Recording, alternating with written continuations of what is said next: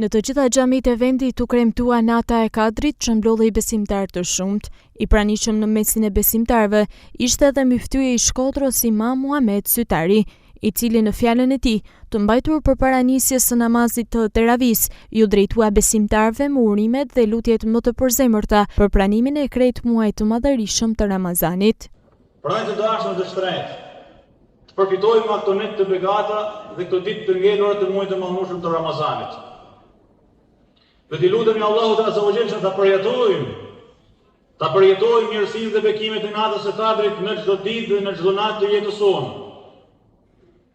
Një person prej të besueshmëve, prej të afërmëve, prej atyre që nuk ke asnjë dyshim në fjalën e tij, të thotë ja ku i ke këto 10 çelësa dhe në filan vend kam thesarin dhe kursimet e krejt jetës sime. Ti kam lanë ty dhe ti hashmëshnosh. Halal zelal si thonë. Halal i pasër. A ke dyshim se me cilin për aty në qelësave do të hapësh atë thesar? Jo, nuk ke dyshim. Po sikur ma i miri dhe ma i besueshmi i historisë së njerëzimit, Hazreti Pejgamberi alayhi salatu wasalam na thotë se në këto 10 net të fundit të Ramazanit është nata e Kadrit. Është ky thesar i madh. A do ta neglizhojmë? A do ta lajmë as dore?